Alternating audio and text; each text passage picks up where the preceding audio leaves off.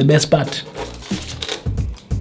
perfection. If this is your kind of stuff, we are reviewing some little upgrade that I made. It came 2 days ago, so I've just been meddling around so that I could have something to tell you about this particular screen, which is the BenQ PD2705U. By the way, this is just a different setup. I'm playing around with the studio so that I can, have a creative space to do my editing. I hope you like it. Welcome to the Wine Story Films. It's not all about wine these days, but we do also some film related things, including how do we monitor, how do we do our video monitoring or color corrections and gradings.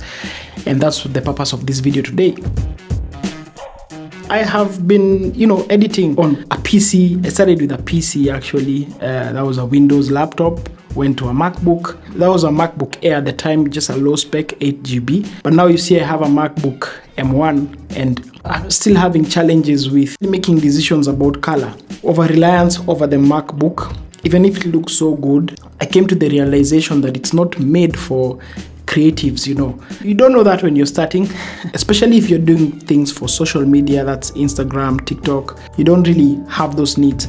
But when you're doing things for broadcasters, you're probably wanting to get these films on streaming services like Netflix, maybe one day. You need to monitor them well, and you need a professional monitor.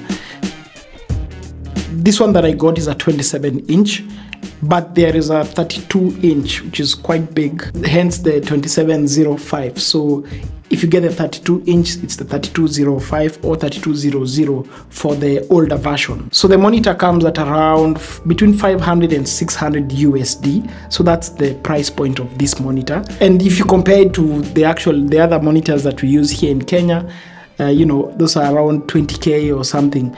This one is roughly about 80K and above. Yeah, film is expensive, but it's worth it. We really need these monitors to better our skills and better our images for you guys. The design of this monitor is not the most flashiest, It's not like a MacBook, design.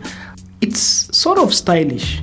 It has a very nice, neat matte finish. It's a mix of some black and some gray, and it's mostly plastic. And it comes with a lot of accessories inside the box, like a lot of cables. So it had a HDMI cable, it had a USB-C to USB-C, and HDMI to HDMI, and it also had some PD in, which is for the older versions. You can also connect it to an older monitor if you like. It has so many interconnectabilities. It's 99%, which is 100% sRGB, and 100% Rec 709. That's where my space is. And then it came with this stuff. This is a toggle wheel that enables you to flip through different modes. You can flip through a HDMI source, or you can flip through a USB-C source. There are also custom buttons that you can use. So I really like it because you don't have to go to the buttons at the back. That's a bit old school. Just kufinya buttons behind. It has all the picture modes that we could want, especially if you're doing film. And also this is very good for photography as well. It has picture modes like Rec 709, sRGB. This is, for any web related stuff. Most of the files that I work with, which is C-Log3, I convert it to Rec 709 to work on it either in DaVinci or Final Cut. So that's why I bought this stuff. One awesome thing is dual mode. So it's able to split your screen in half. For example, you can put one side is sRGB and then the other side is Rec 709, so that you're able to compare the two. What I really love about this monitor is the ability to use USB-C direct. So literally you just need one cable from your MacBook to this monitor. It's actually powering the laptop. So the laptop is it's like feeding one power source. So you can actually charge something with this other port for this monitor, which I like. If you have like a hard disk, you can plug it. So as you could imagine, it has all the ports at the back side, and they are very neatly covered with a cover that hides your cables. Mine, I've not done that. Little bit clumsy, not so minimalist like others, but I'm gonna work on that later. So I really like the, it has a bunch of USB ports at the back. It has a DP in, it has HDMI and USB-C. So all those ports you can interconnect through a chain, literally a chain of many monitors, and there you create like one big monitor with a bunch of screens. You can actually do that with this monitor. It can flip through the horizontal mode or even the vertical mode. For coders, this could be very nice for you, and also for filmmakers, especially for us. We can actually sift through a lot of media files. We like to view them in one big vertical way. So I wish I could get my hands on a second one maybe later, so that I can now flip the other one in vertical mode and connect the two. That would be dope. But I like how it feels, and I feel like now I'm able to control a little bit more of the colors that are in my videos, especially when you're dealing with DaVinci Resolve. It's a beast. It's a 4K display, just like my MacBook. Most of the monitors that I've used before are HD, so you're able to to zoom in and see all those pixels.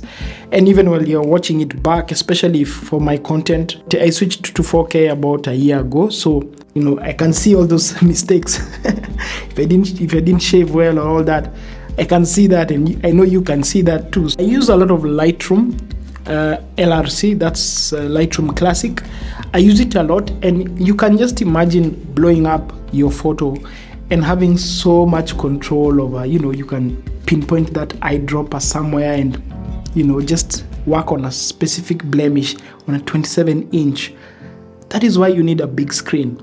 You're not able to do that with a small screen. You're just there in your MacBook, and you're doing this, and you're flipping through. You should be like this, and you're able to see, like if it's a picture, you're able to see the picture from here to here. It's made for designers. It's made for a designer, somebody who's in the creative arts, somebody who's drawing things, or you're editing your photos, or you're editing your videos.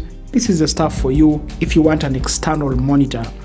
This one, for the price you're gonna pay, it's affordable, and to be honest, relatively affordable in the spec of monitors.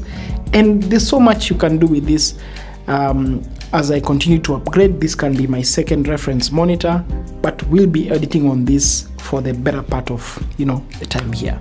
I'm really gonna enjoy this this monitor, and as I build up the whole the DaVinci system, because maybe next time you're gonna see the console, the DaVinci console, which I'm really waiting for. Oh, by the way, thank you so much, Kentex Cargo. In the filmmaking space, it's very hard to get some of this equipment from shops here. They don't have some equipment, right? But this monitor, I shipped it all the way from the US, and it came right here to the studio, right here. And you can use them to ship in stuff from B&H, Amazon, or eBay if you want such stuff. Thanks so much, and I hope you get value for any video creators out there, or content creators, or anyone who even a video monitor enthusiast who loves this stuff and needs this stuff in their studio. You can grab one. This will help you. These days, Kenya, you can get this stuff. You don't have to rely on, nileta hiyo kitu, da ukuje nayo. You're hunting for all your friends who are going to the US or UK or whatever. Nah, this time you can actually ship it yourself, and continue to do so for all the things that we're doing. Thanks so much, and I'll see you again. Don't want to talk so much. Bye.